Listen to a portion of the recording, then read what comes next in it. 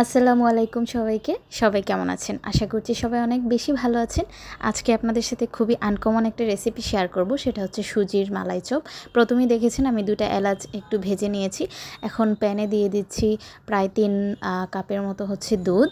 তো ওই যে এলাচিটা ভেজে রেখেছি ওইটা আমি গুঁড়ো করে নেব আর কি।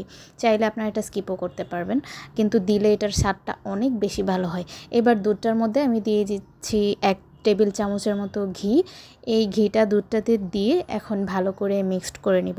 এই ঘিটা দেওয়ার কারণে যে এই সুজিটার যে স্বাদটা কী পরিমাণ আসে, এটা আপনারা না বানিয়ে খেলে বুঝবেন না। যাই হোক, এখন পরিমাণ মতো দিয়ে দিচ্ছি চিনি। এখানে প্রায় হাফ কাপের মতো চিনি আছে। তো চিনিটা এখন ভালো করে দুধটার সাথে মিক্সড করে নেব।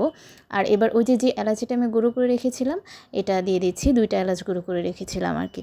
তো এই যে এবার এলাচিটা দিয়েও এখন ভালো করে দুধটার সাথে মিক্সড করে নেব।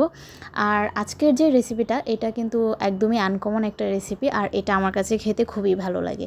এই যে এই পর্যায়ে আমি দিয়ে দিচ্ছি সুজিটা একটু ছড়িয়ে দিতে হবে, একবারে দেওয়া যাবে না, ছড়িয়ে দিয়ে একটু নেড়ে দিতে হবে।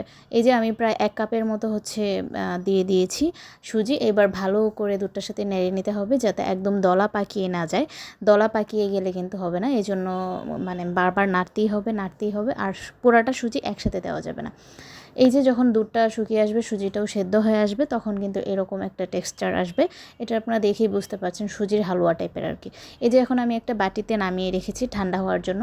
আর এদিকে যে চপের জন্য যে মালাইটা বানাতে হবে এটার জন্য আমি দুধটা রেডি করে নিচ্ছি। এখানে দিয়ে দিচ্ছি প্রায় আরও ২ কাপের মতো, ২.৫ কাপের মতো হচ্ছে দুধ দিয়ে দিয়েছি, ওইটা জাল হতে দিয়ে দিয়েছি।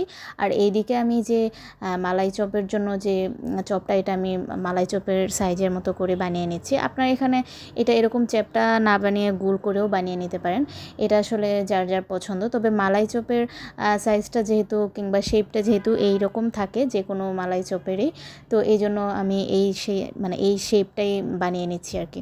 এদিকে কিন্তু দুধটাতে বলক উঠে গেছে, আর এখানেও আমি ২টা এলাচ দিয়ে দিয়েছিলাম। মালাইয়ে যাদের এলাচির ফ্লেভার ভালো লাগে না তারা এখানে এলাচি দেওয়াটা স্কিপ করতে পারেন, আমার কাছে ভালো লাগে তাই দিয়েছি। সামান্য পরিমাণে দিয়ে দিচ্ছি লবণ, আর এবার দিয়ে দিচ্ছি প্রায় ২ টেবিল চামচের মতো চিনি। মালাইটাতে অল্প মিষ্টি হলেই ভালো লাগে, বেশি মিষ্টি হলে ভালো লাগে না, এই জন্য চিনিটা যার যার স্বাদ মতো দিলেই চলবে। এখানে আমি দিয়ে দিচ্ছি প্রায় ২ টেবিল চামচের মতো হচ্ছে গুঁড়া দুধ, এটাতে মালাইয়ের যে ঘনত্বটা খুব ভালো হবে। এই যে আমি সবগুলা কিন্তু মালাইয়ে দেওয়ার জন্য যে চপ যে সাইজের বানিয়েছিলাম, দেখতেই পাচ্ছেন, আপনাদের সুবিধার জন্য আরেকটু ভালো করে দেখিয়ে দিই। এটা এখন বানানো আমার কমপ্লিট। এখন এইবার হচ্ছে যে মালাইটা আমি বানিয়ে রেখেছি, দুধটা যেটা জাল করে রেখেছি ওইটার মধ্যে ওই সবগুলো চপ দিয়ে দিব। একটু আস্তে দিবেন, হচ্ছে যাতে একসাথে লেগে ভেঙে না যায়, এজন্য আলাদা আলাদা করে দিতে হবে। একসাথে ঢেলে দিবেন না, তাহলে কিন্তু দেখা যায় সবগুলো নষ্ট হয়ে যাবে। এবার দিয়ে আলতো করে একদম আলতো হাতে নেড়ে দিতে হবে, যাতে একটার সাথে আরেকটা না লেগে যায়। দেখতেই পাচ্ছেন। তো এবার একটু ঢাকনা দিয়ে ঢেকে দিব যাতে একটু বলকটা চলে আসে। বলকটা এই যে দেখতেই পাচ্ছেন চলে আসছে। এবার আরেকটু ভালো করে নেড়ে দিব। আর আপনি যখন এখানে জালটা দিবেন তখন কিন্তু বারবার নেড়ে দিতে হবে, কারণ দুধটাও কিন্তু ঘন আর সুজিটাও আছে, এজন্য লেগে যেতে পারে, এজন্য আপনাকে বারবার নেড়ে দিতে হবে। এই যে দেখতেই পাচ্ছেন মালাই চপটা দেওয়ার পরে এরকম হয়েছে, খুবই সুন্দর হয়েছে। এখন আমার কিন্তু প্রায় বানানো কমপ্লিট হয়ে গেছে। এখন এই যে নামিয়ে ফেলবো আর কি। এখন এই যে নামানোর পরে ঠান্ডা করে আমি একটা সার্ভিং বলে নিয়ে নিয়েছি। এই যে মালাইটা এখন ঢেলে দিচ্ছি উপরে। এটার যে কি মজা হয়েছে! মালাইটা আমার কাছে সবচেয়ে বেশি ভালো লাগে মালাইটা, আর যে চপটা, টোটালটাই একটা হচ্ছে পারফেক্ট একটা কম্বিনেশন, আর খুবই ভালো একটা খাবার খেতে। এটা হচ্ছে আপনারা অতিথি আপ্যায়ন কিংবা খাওয়ার পরে ডেজার্ট হিসেবে খুবই ভালো লাগবে। আর এটা যেহেতু আমার কাছে একটা আনকমন আইটেম লাগে, তো এটা আপনারা যারা হুট করে মেহমান আসলে ফ্রিজে বানানো থাকলে এটা দিয়ে দিতে পারেন। সবাই খেয়ে কিন্তু আপনার প্রশংসা করবেই একদম, কারণ এটা খুবই আনকমন লাগে আমার কাছে।